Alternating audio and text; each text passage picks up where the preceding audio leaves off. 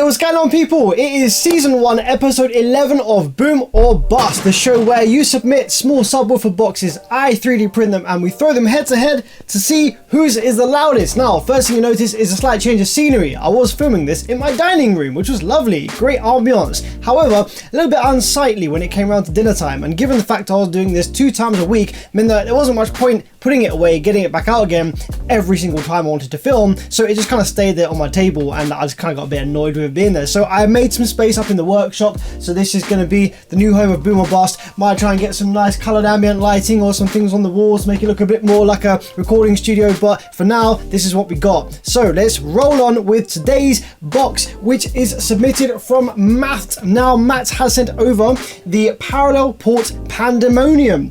Now, this is obviously a parallel 6th order. So we've got the driver in the middle of the box here, and it fires into both one chamber on one side and another chamber on the other side of the driver, and they'll be tuned at different frequencies to make use of the loading from both the front of the cone and the rear of the cone at different frequencies. Now, with the 6th order, there's 2 mainstream kind of ways of doing it. You either have a parallel 6th like this, where both ports are separate and vent to the outside world, and you also have a series 6th order where you've got the 2 chambers, one ports into the second, and then that ports to outside world as well. There's varying different characteristics that each style of 6th order enclosure exhibits, some of them beneficial to depending on what really you're going for, but Matt here has decided to submit his as a parallel 6th. Matt says that the box is a 2-to-1 ratio, with the bigger side tuned lower to 174 Hz, which is somewhere in between the 2 lowest frequencies we play, which is probably going to be pretty nice, and the smaller chamber, which is tuned higher to 342 Hz, which is getting on for our 360, which is the highest frequency that we test with. He says it features sound diffusers built into the 3 sides to help eliminate standing waves. Now, so you can see here this nice textured side.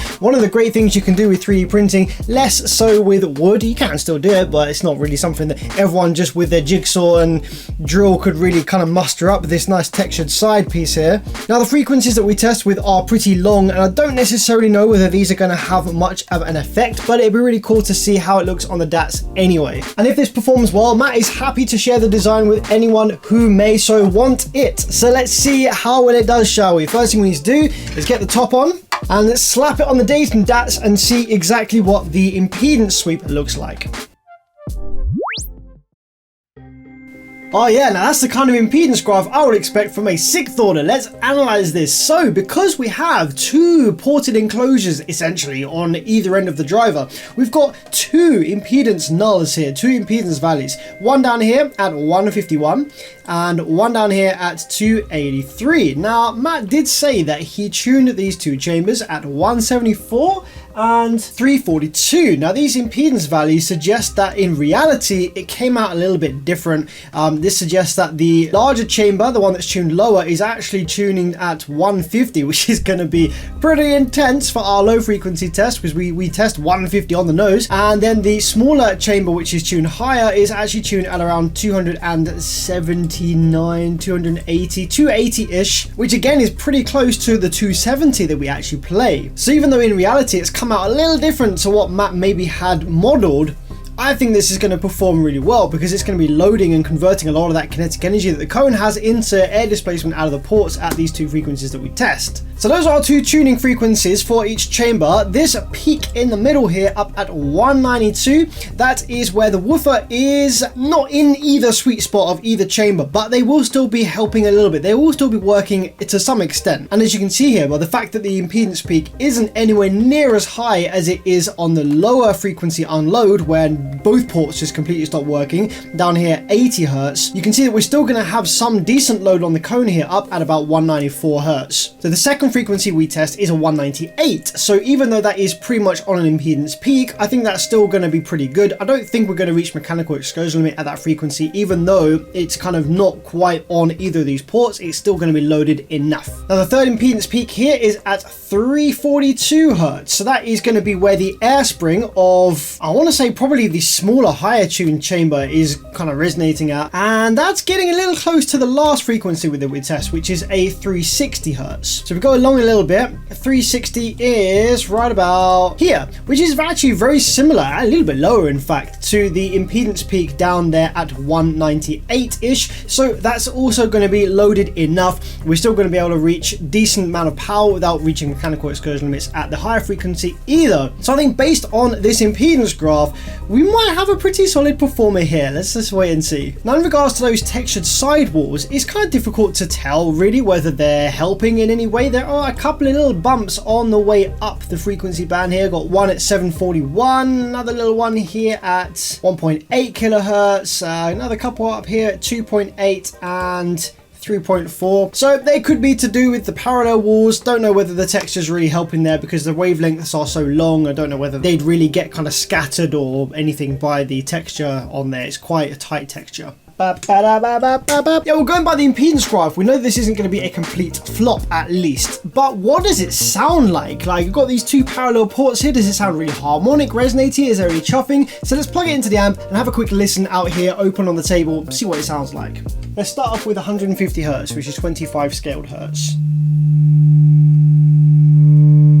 Okay. A little bit harmonic, but not too bad. Not as bad as some of the other boxes we've had. Lots of air out of this port. This port is definitely chuffing. So a lot of chuffing, and the harmonics really come in as we increase the volume there. But a lot of chuffing means a lot of displacement out of this port. So I think this can be relatively loud at that frequency. It actually gets louder when I block off this port, which I can't remember. I assume this is going to be the high frequency port. If I block that off, turn it into essentially a fourth order, it actually gets louder at this lower frequency. Next one up, 33 scaled, which is 198. This is on the impedance peak here. That's very potent in person. That's very loud. Displacement from both ports, which is what you'd expect. It's in between the two kind of tuning frequencies where these both ports will still be acting somewhat on the driver. And blocking either of them actually reduces the output level, so both ports here are aiding the output of this frequency. Not really hearing too much distortion on this 33 scaled hertz. Let's try the next one up, which is 45 scaled. This is 270, so this is on the impedance dip again. So this time, loads of air displacement out of this one. So we've now shifted from this port onto this port as the higher frequency box. Nothing changes if we block off this port really at all, because we're above the frequency where this port, this lower tuned one, stops working, and it basically seals itself off above those frequencies. If the frequency is too fast, it doesn't actually get a chance to come out of the port and go back in, so it kind of acts a bit like a seal box. So blocking that off doesn't change anything about this port here, but this one, obviously blocking it completely removes all output from the enclosure because we're blocking the only now usable port exit. Same should happen at 360, which is the highest frequency we play. Oh, that's kind of loud, you know. I think this is going to do really well. Again, only air displacement out of this higher frequency port.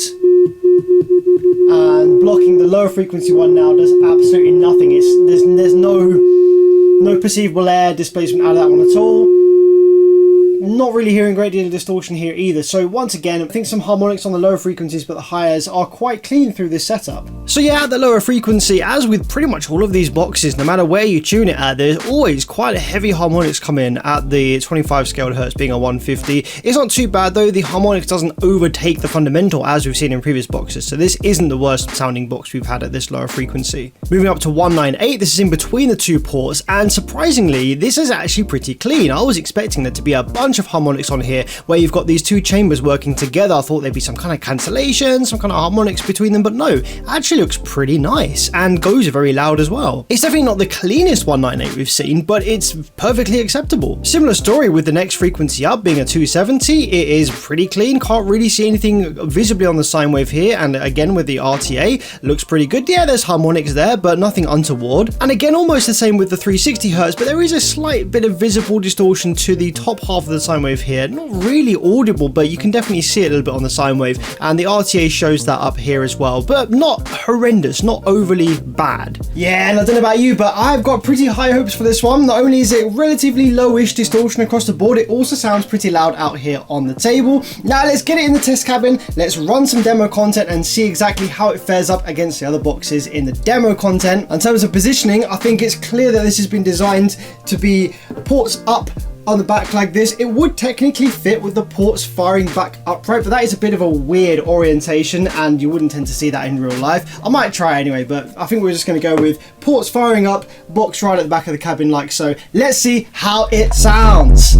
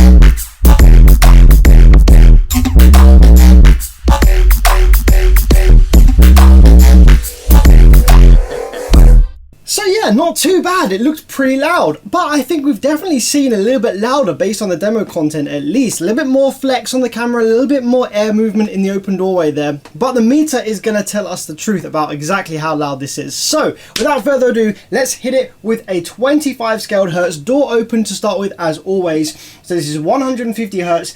What kind of scores are we doing? And go! Oh no, guys, that's not that great, is it? Oh, 137.4, and that is right on one of the tuning frequencies of one of the chambers here. Maybe the goal isn't to have it dead on tuning, maybe the goal is to have it a bit further. Let's see how it fares on 33 scaled hertz, which is a 198. Oh, that's a bit better. 140.1. We're still like not very, very loud compared to some of the other boxes we've seen with a 145, but 140.1. Now that frequency is dead in between the two tuning frequencies of each chamber, so that's interesting. And it is also not the cabin resonance, the Helmholtz resonance of this cabin. So the fact that that 33 scale, that 198 was so loud and louder than the 150 kind of speaks volumes really for maybe what the ideal solution is here for getting super loud. Let's see if we can maintain a nice high score at the higher frequencies as well to get a good average. So there's a 270. Not too bad, 134.4. So lastly, 60 scaled hertz is a 360. 133.5. Well, we're above 130 across the board, so that's not too bad in terms of averaging. And it sounds loud as well. That 360 was like, bee, like very, very potent in the room here. So this is going to make for a reasonably high average, I think. Okay, as always, let's seal off the cabin door now and test again with door closed. So with the door sealed off, what does it do at 25? 129.2. 135.1. That's pretty good for sealed. 31.4. 129.6. So where does that place the sixth order in the leaderboard then? With the door open, we have a total average of 136.35 dBs, and with the door closed, a 131.33, sliding the sixth order into fourth place with the door open and third place with the door closed, putting it ahead of the Derek V5 and ahead of the Justin T-Line and the Paul ABC in the door closed category, and throwing the Paul ABC and the Derek V5 into bust status. Sorry Paul, you didn't last long on the leaderboard there.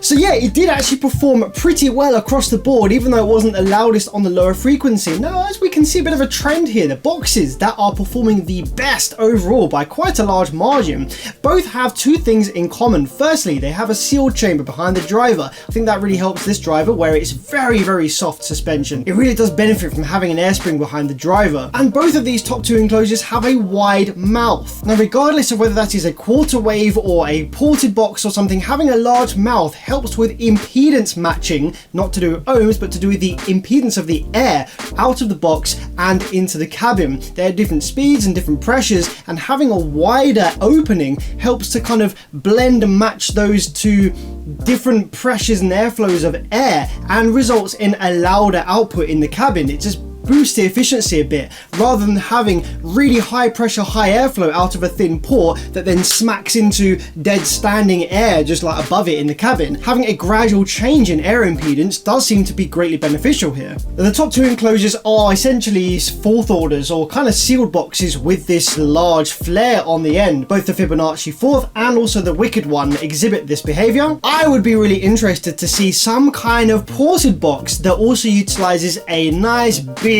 widening kind of flare on the output of the port to help impedance match the output, because this sixth order did have a great deal of airflow. It was high pressure coming out of the port at the 25 scaled hertz, the lower frequency. I just wonder whether this wasn't enough port area to really get that frequency doing anything, to really be nice and loud. It was just very chuffy, very high pressure, but not very loud. So I wonder whether a port twice the area, longer to maintain the same tuning, maybe with a big flare on it, would actually really boost this enclosure's ability to play that 25, because it was loaded, it was at its tuning frequency, so it should have been pretty loud down there, it just wasn't. And this box performed really well at the other frequencies, where it was utilizing more of this kind of higher frequency port, where the frequency is higher, the pressure was less, and the kind of amount of air moving out was a bit less, just because the frequency is a bit higher. Also, we did have this box like this with the ports firing upwards. I imagine we might have gained it a little bit having the ports firing back, and technically that does fit within the space boundaries we've got here, but no one's going to run this style of sixth order box upright like that. For most vehicles, it's going to hit your back window, so I didn't really want to run something that was really unrealistic. I mean, yeah, some of these enclosures like the Fibonacci fourth is a bit unrealistic to have in your trunk, but that's the only way up that we could have run that enclosure, whereas this is more realistic to how you might have it in the back of your car. The only thing that confuses me a tiny bit is this. This is my benchmark aeroported box. It's just very basic. It's just an aeroport and that's it. And this managed a 145 dBs at the 25 scaled hertz. No fancy flaring, no sealed chamber, no horn, no nothing. And looking at the port area of the lower tuned chamber on the sixth order versus my aeroported box, they're not that different. I mean, probably very similar amount of port area. So why was my benchmark aeroported box so much louder at that lower frequency than the sixth order managed? It might be something to do with the other chamber playing a part, maybe cancelling, maybe causing some kind of nonsense going on with the output of the low frequency ports. And it might be interesting to test again at 25 scaled hertz, but block off the high frequency port and see if it's like much better down there. Or it might have had something to do with the positioning. With the aero port benchmark, we had it fired this way, so the port was firing to the side, which usually in other testing it isn't as loud as firing to the back. So again, kind of interesting here. But yeah, let me know your thoughts. And if you think that you can design a box to finally break the 140 dB average barrier, no one's managed it yet, then feel free to design something, send it in. All the instructions to design something for this series and send it in are in the video description, along with an email address if you want to sponsor this series in some way with a sticker on the test cabin or a sponsored message or segment, then feel free to get in touch. I realize that some of you might be concerned about the change in environment here, going from the dining room to the workshop might affect the scores here. I have done a little bit of testing and didn't seem to make any difference whatsoever, but perhaps at the end of the season, the top 3 in boom status, I might test one last time with the driver, just in case it's changed its parameters, we've got a little bit of a lower FS just in case, and also in the new environment, just to make sure that those 3 are still in the same order on top of the leaderboard at the end of the season. Guys, hope you enjoyed it, and I will see you in the next one. Take it easy.